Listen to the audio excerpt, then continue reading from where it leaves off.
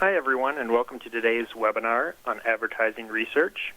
I'm Steve Quirk, President and Publisher of Quirk's Marketing Research Review. Before we get started, just a few quick notes.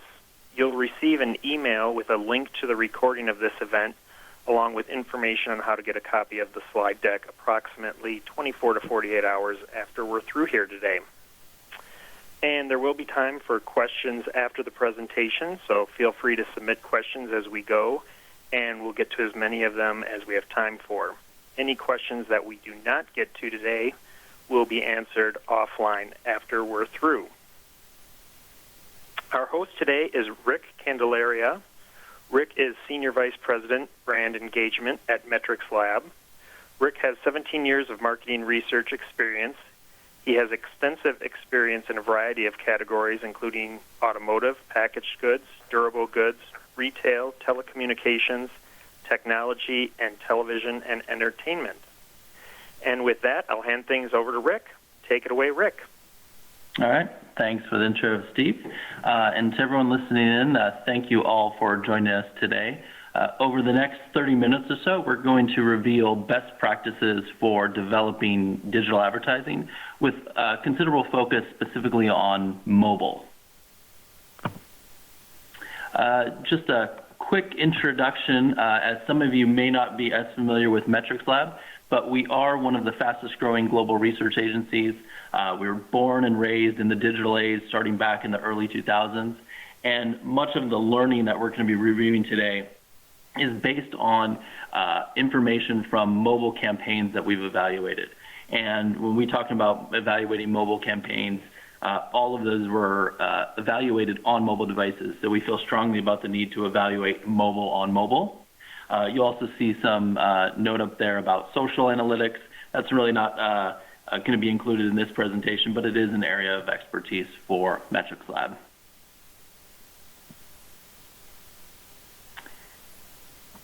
So today, the learnings that we're going to be sharing with you come from a variety of sources, and they've all kind of contributed to the area of expertise that we have in digital communications effectiveness and development. And first, we've evaluated thousands of digital ads, probably more than 1,000 mobile ads globally over the past year alone. We've also conducted a number of case studies and have collaborated with universities to academically prove findings as well. So all of this has been kind of brought together to share the learnings with you today.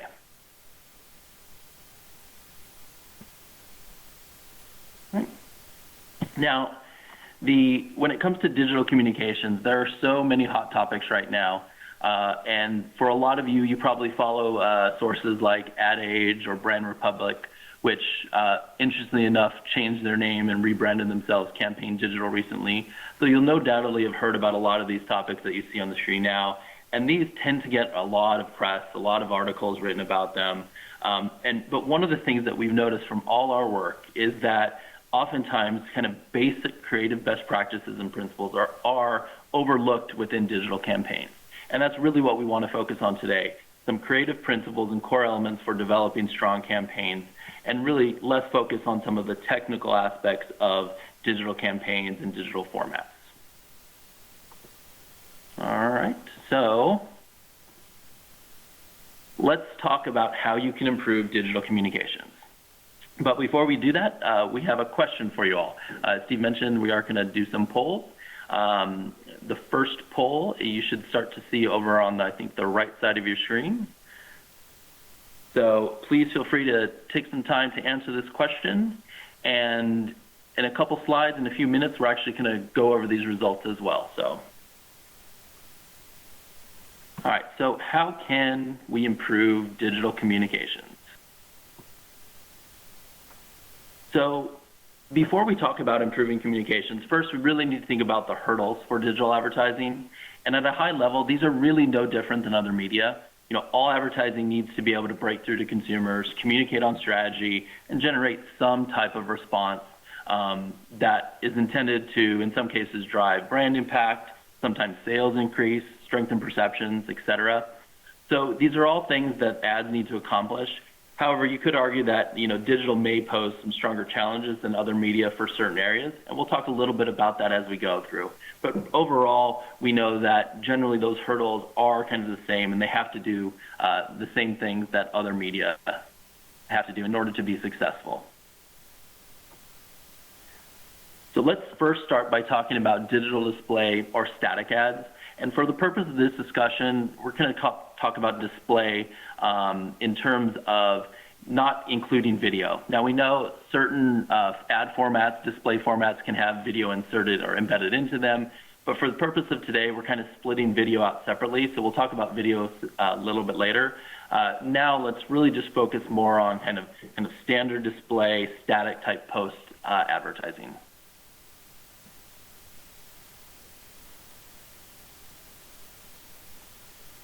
So how long do you have to grab people's attention? Well, most of you know, not long at all. So let's take a look at what you all thought in terms of how long it took people to notice. Wow, this is a smart group. Obviously, a little over half of you guessed correctly, 2 to 3 seconds. So we've seen that it basically takes someone a few seconds before they notice a website, if at all. There's obviously people that aren't going to notice an ad at all. But from there, on average, they would only spend a few seconds looking at it. So the implications of this are obviously that you really have a limited window of opportunity to get information across, thinking about the most relevant information you need people to take away. And so what that means is that if you think about the amount of information that someone can actually process in a few seconds, therefore, you really need to make sure your display ads are easy to understand, not too text heavy, that require a lot of reading, because again, people aren't going to necessarily spend the time doing that. So in other words, really think about them from the standpoint of think billboard rather than print. And what we mean by that is, typically when it comes to billboard advertising, you only have a few seconds to grab people, and it's the same with digital. So think about being brief in terms of what we're trying to communicate, and think about from the consumer's perspective, in that you really only have a few seconds to reach them. Next, now one way to grab attention is by utilizing larger display ads. This isn't actually new information, but clearly relevant with the increasing rise of mobile due to screen size. And from our experience, we've seen that larger formats can have a greater impact on increasing brand awareness and purchase intent both. However, even with a larger format, you still need to think about kind of the size of the brand logo, the package being displayed, and whether it will come through prominently.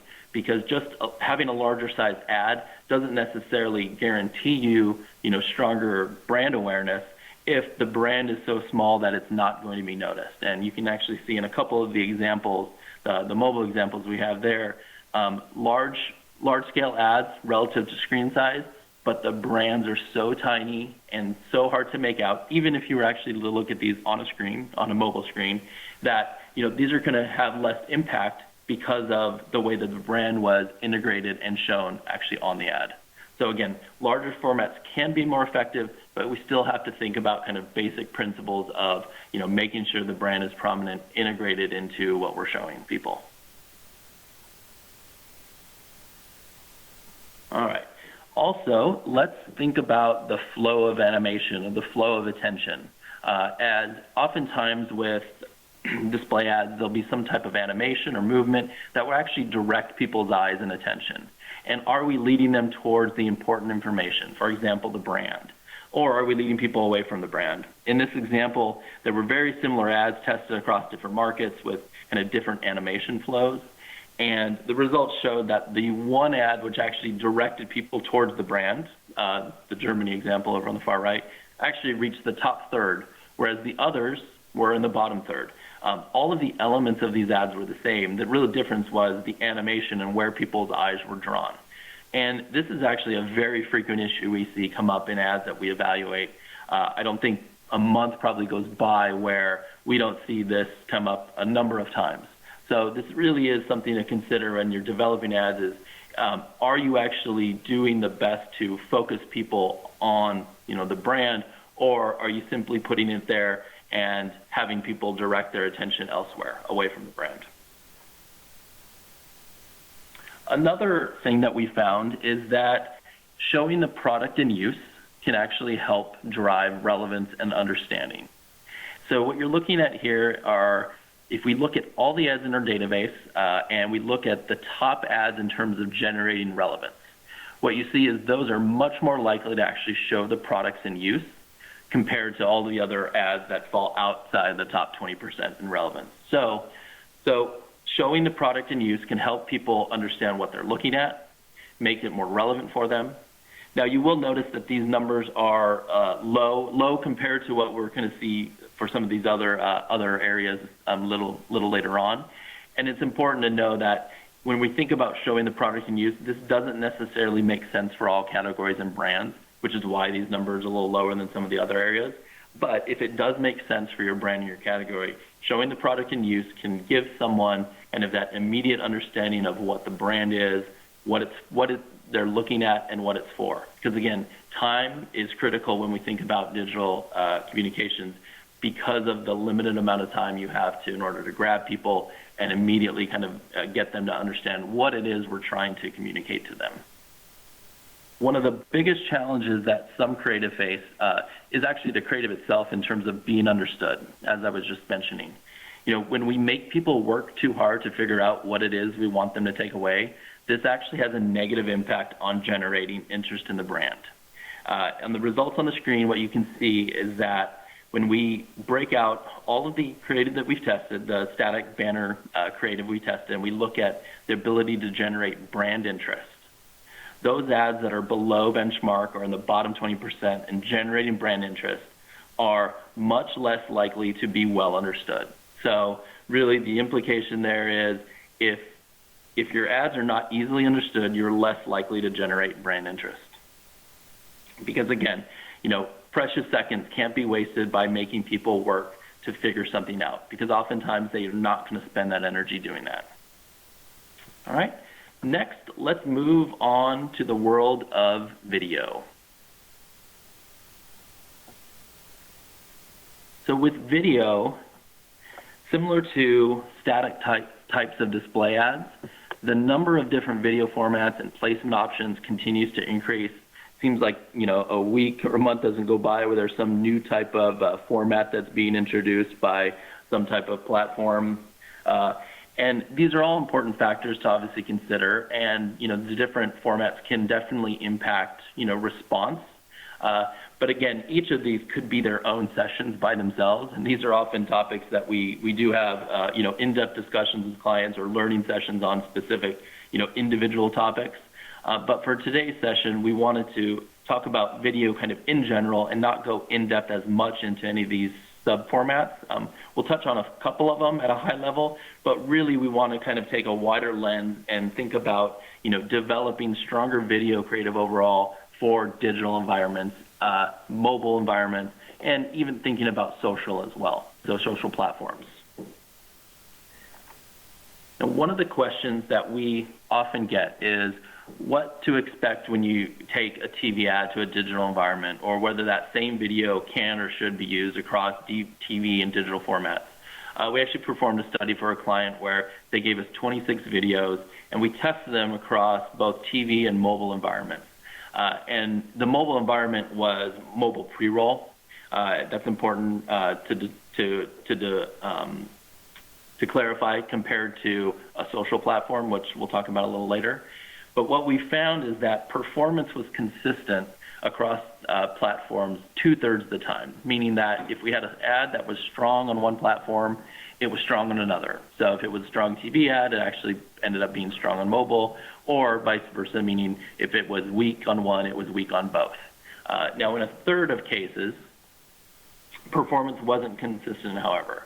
So if you assume that your strong TV ad will work on digital, you're taking a pretty large gamble, because even though based on this there's an 80% chance that you'd still end up okay, that 20% chance you're taking is significant when you think about the amount of money that you could potentially be wasting and the amount of spend against that digital buy.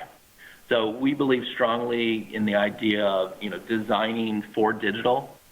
But if you are going to use creative that was developed for TV, first test it to make sure it works on digital environments. especially social platforms, because when we do look at our databases, some of the weakest performing social platform videos are filled with recycled TV ads for a variety of reasons, such as sound, and we'll talk a little bit about some of the reasons for that on the next few slides as well.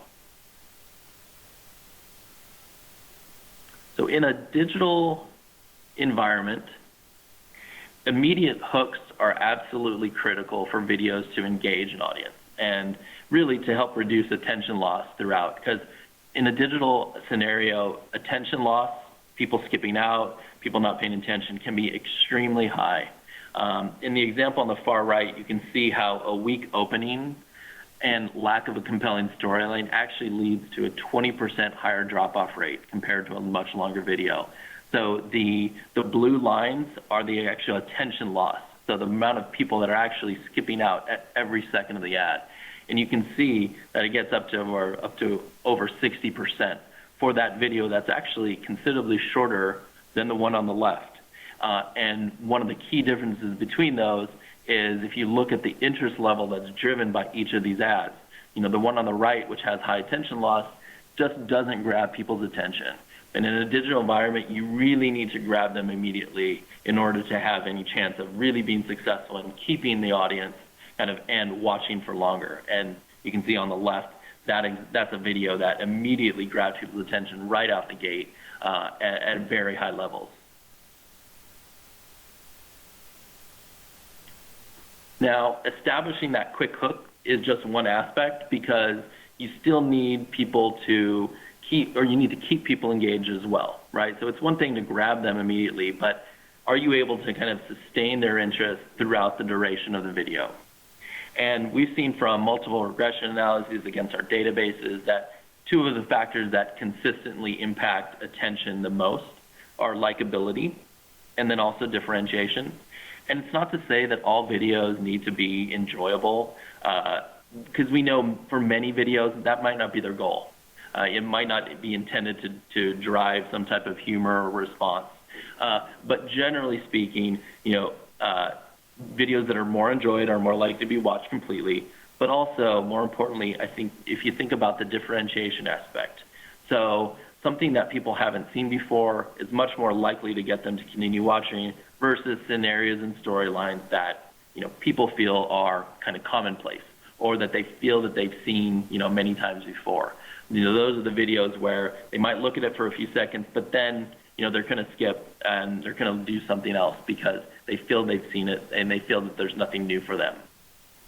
Now, another way to help keep people watching is to limit the number of things you're trying to tell them. I know oftentimes, there are many things we're trying to communicate in an ad, add in messages, benefits, claims, but what we've seen is that the more benefits, features, messages you use, the less time people actually spend watching. So the implication here is pretty clear in terms of less is more. So really think about limiting those mandatories when it comes to digital video. Digital video really needs to be more focused. We have definitely seen those creative briefs that list about 7 different things that the video has to communicate, and typically in those scenarios, they don't end up doing anything very well.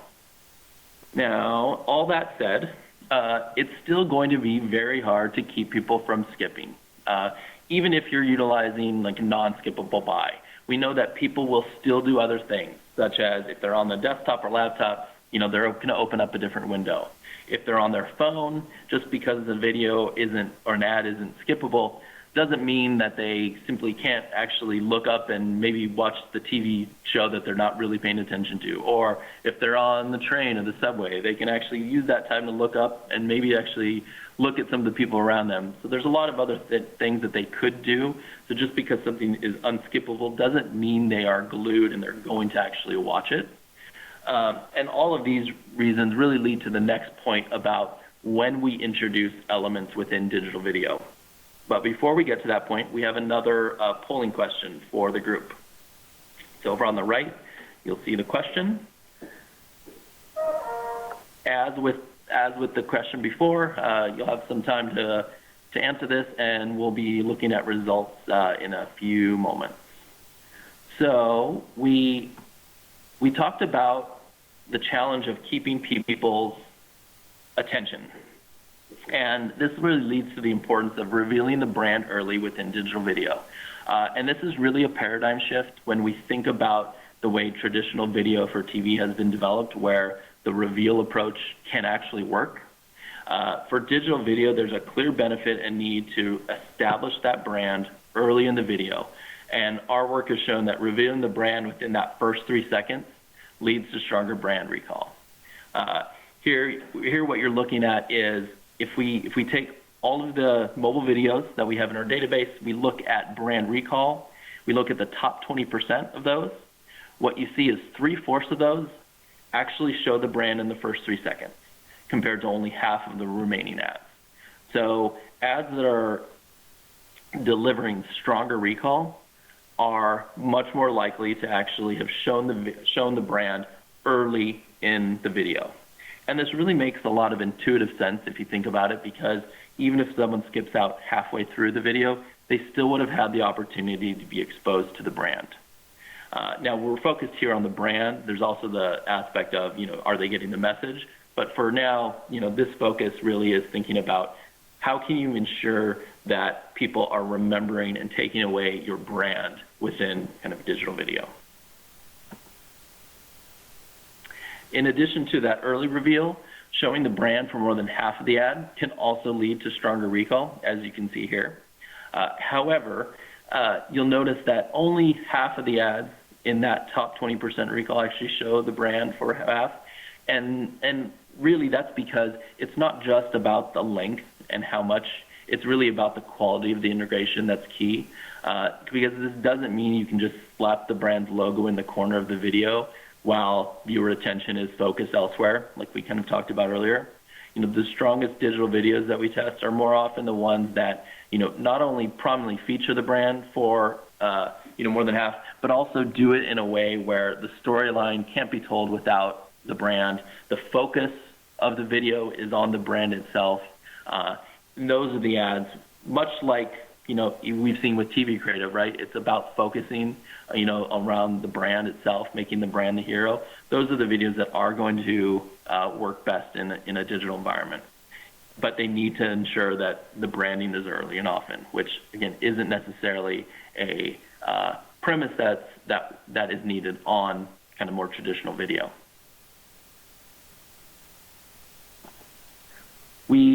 We talked about kind of prominently featuring the brand, but we also need to think about how that brand is being shown. As I mentioned, one of the challenges with mobile video is obviously the size of visual elements. And when we think about, a video that's being displayed on a small screen, we have seen countless examples of videos that rely, maybe only on packaging to communicate the brand name. And oftentimes what happens is these packages are so small that it's difficult for viewers to actually pick out, what that logo is and what the name of the package is, unless it's a very recognizable kind of package. And so this makes it harder for people to kind of take out what the brand is. So one should always kind of think about, how do you best integrate the brand, into that storyline and into scenes in a way that's clearly visible, regardless of screen size. And another kind of consideration is, this is what is needed in order to drive kind of stronger recall. So what you see here, in front of you, represents, on average, the fact that, what we see is videos that do rely just on packaging only are much less likely to generate higher recall, again, because many of those videos are just not prominently featuring the brand. So we've been talking about kind of prominent displays of branding for a bit now. And so you're probably not surprised to find that almost 2 in 10 videos that we've evaluated on mobile don't actually show the brand in a clearly visible manner. And this is a number that obviously we hope to reduce by doing learning sessions with clients, webinars such as these. So let's see how many of you actually got this correct. So if we can look at the results of the poll. Oh, interesting. So you guys thought that the number was a little bit higher, which maybe isn't a complete surprise.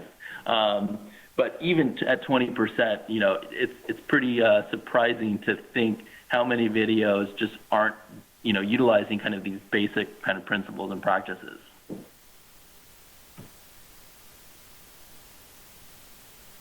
All right, so moving on. Now, based on our work, it's not just the brand that needs to be revealed early. The sooner you communicate the message, the better, for the same reasons we previously mentioned with brand recall. So basically, when it comes to digital video, earlier is definitely better when it comes to brand and message delivery. So this allows people to kind of take out the brand and the message, even if they don't watch the video fully. So we have seen where videos can still be impactful, even if you don't have the majority of people staying to the end, if you ensure that you communicate your brand and your message up front and early. Now, one final consideration for digital video is the topic of sound on, sound off. I'm sure that's all something you have had discussions before with either clients or internally, and you should not assume that mobile ads are going to be played with sound on. Unless the media buy is solely on a site where, the ad is played as maybe a pre or a mid-roll, and there is an expectation that the consumer or the viewer will have the sound on because of the site itself. So for example, let's take YouTube, where most actually have the sound on to listen to the content itself. For other sites where video is prominent, however, and especially some social sites like Twitter or Facebook, using an ad that is not optimized for sound will likely result in weaker performance if the video actually requires sound for consumers to get the brand or to get the message. And this is one of the things that, again, we have seen time and time again when evaluating different video that is intended to be placed on different platforms. CNN is actually a great example of a brand that's kind of embraced this idea of designing for sound off. And although their videos aren't really commercial in nature, if you follow them, you will have noticed that they started producing their videos with subtitles a few months back. So if you see any of their videos on any of their social platforms like Twitter, you will have seen the prominent use of subtitles. So what this gives the viewer is the opportunity to watch the content without the sound, yet still get the full storyline that would have otherwise been impossible to understand. So this is, again, something that we need to think about in terms of, where are these videos going to reside, where are they being placed, and will they have the opportunity to communicate kind of the intended message if someone doesn't actually listen with sound on. So to wrap it up, if we think about the key points we covered today, branding is obviously critical for strong performance of creative, regardless of format. But with digital, we do need to remember that screen size plays a role, and the early seconds are critical, whether we're talking about static, post, or video. Because of the environment, it's imperative to really hook people, hold their attention, direct them to where you want them to look, and make sure that that brand is part of that focus.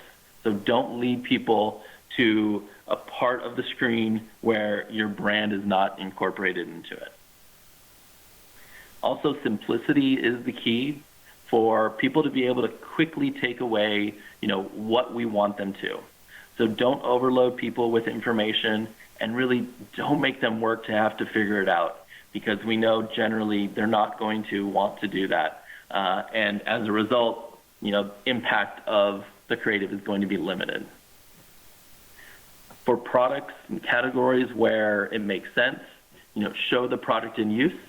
This can really help establish relevance, understanding. It can give people a quick sense of what it is they're looking at. Again, in order to help kind of the understanding of and the takeaway. And finally, assume that video won't cross devices, and for social especially. You need to think silent movies in order for performance to work kind of across various platforms. So thank you all very much for joining us today. Hopefully you found this informative and you've discovered something new when you think about creating digital content. And now we're going to open it up for some questions. Okay. If you got some questions, go ahead and use the Q&A panel now, and we'll do our best to get to them all. And just as a reminder, 24 to 48 hours after we're done here, you will get an email with a link to the recording, as well as instructions on how to get a copy of the slide deck. A couple questions here. One in regards to, do you feel the need to show product and use is more in the mobile context versus TV? So do you more in mobile versus TV? Not necessarily. I think a lot of the product and use examples that we've seen are more prominent for like static, so more static content versus video. I mean, video is important as well, but for static, because you really only have a limited amount of time to get across something, the product and use shots give people that clarity.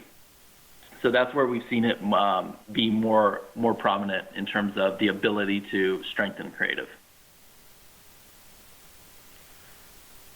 Okay. Another question here is in regards to the performance on desktop versus a mobile. They've seen their desktop performance decline versus mobile. You know, is the desktop in decline? Sorry, so is desktop like? Yeah, I guess I've seen the ads via desktop movies, video. So, I mean, in terms of, whether or not there's differences between desktop performance versus mobile, we actually have seen those differences. There's actually a white paper that we recently produced. You can go to metricslab.com. I think there's a link to it there. And we definitely have seen that for certain areas, mobile actually can outperform desktop. Some of those areas are more breakthrough related. Some of the hypotheses have to do with kind of the prominence on the screen for certain formats. So on mobile, some of the ad formats take up kind of a greater proportion of the screen and do have the ability to kind of stand out more. Okay. Here's a good question. Do you see different performance across social media? Is it worth making edits for Facebook versus Twitter or Snapchat versus YouTube? Yeah, that's a great question. I think when we look at different platforms, there are differences between like a Facebook, Twitter, Snapchat, Instagram versus YouTube in terms of how oftentimes the content is displayed. So for us, we have separate benchmarks or norms for kind of YouTube versus those other platforms. But when we think about things like Facebook, Twitter, Instagram, what we've seen is that a strong piece of creative will work across, all those platforms. It's almost like a strong creative is a strong creative regardless of those platforms. And there is really a difference between, I think, YouTube and those other ones in terms of how people consume the content that's on those sites. So that's a consideration, as we were talking about earlier, in terms of, sound. So those, we again tend to separate those platforms. Okay. Kind of along that same lines, do you see any differences in the B2B type of mobile ads versus consumer ads, or does the information still apply to the audience of a B2B audience? We have not actually done large-scale B2B audience assessment. So I would say the vast majority of the information we covered today was consumer-based. Now, that said, you can imagine that some of those principles, those basic principles, would still apply, in terms of time, brand integration. Those would be consistent regardless of audience. Okay. One of the points mentioned was something about watched completely. Is that data that is gathered from view times when a campaign is live? Got it. So no, that information about watched completely is referring to our metrics when we pre-test videos. So one of the metrics that we look at and that gets included in breakthrough measurement for us is the viewing behavior. So it's actually behavior in a pretest on looking at how many people skip out, how many people watch the full video. So this is something that our pretest actually allows us to capture. So that's a pretest metric. Okay. And was the data showing U.S.-centric or was it global? It was both, actually. So some of the information that we included in here was U.S.-centric, some was global in nature. Now, what we have seen, so we've done kind of meta-analyses across nearly every region, and in most instances, there's a lot of consistency in terms of the results. So, there might be differences in levels, but the takeaways are the same, and a lot of these themes are kind of crossing regional boundaries. Question in regards to what type of validations have you found for digital ads to in-market success and or sales? Sales is actually something that's ongoing right now in terms of looking at validating kind of pretest performance versus sales metrics. In terms of in-market metrics, we know that two things. One is our behavioral kind of viewing breakthrough metrics are tied closely to actual in-market viewing behavior. So essentially what we know is that our tests replicate kind of in-market viewing behavior. So ads that are that people spend more time looking at within kind of the pre-testing are the ones that people spend more time in market. We also have validation that shows the difference between pre-tested campaigns versus non-pre-tested campaigns, meaning there is a significant difference in performance on social digital campaigns that have been pre-tested versus those that have not. So that's all information that we have from kind of the validation standpoint. Okay, here's a question. You mentioned that the average watch time is only 3 to 4 seconds. Would you want with that short time frame? You had mentioned also that you need to get your message out within the first 10 seconds. Is it more important to get the message out than really within the first 3 to 4 seconds? Yeah, that's a great question. I would say generally earlier is better. The 10 seconds is one of those research situations where that's the data we have available in terms of how we're able to cut the time. But generally the philosophy is, earlier the better. Sure. And also too, one of the things about, just to clarify, that kind of 3 to 4 second window was also more focused on kind of full website display type context. So someone looking at kind of a full site versus the 3 second, the 10 second commentary was really more focused on video itself. So if you think about, if a video isn't actually starting, if it autoplays, it's from the point a video starts to 3 or 4 seconds. That's the optimal time frame to introduce those things. So those 2 points are sort of separate. One was focused more on video, one was more display. Okay. Well, it looks like that's about all the time we have. Rick, did you have any closing comments before we sign off here? No, just once again, just want to thank everyone for joining. And like I said, hopefully they found the information helpful. If there are any, obviously, questions about, some of the learnings that we shared, we're more than happy to, have follow-up discussions with anyone as well. Okay. Well, I'd like to thank Rick and Metrics Lab. And I'd also like to thank all of you who took the time out of your busy schedule to be with us today. We hope you found the information interesting and useful, and enjoy the rest of your day.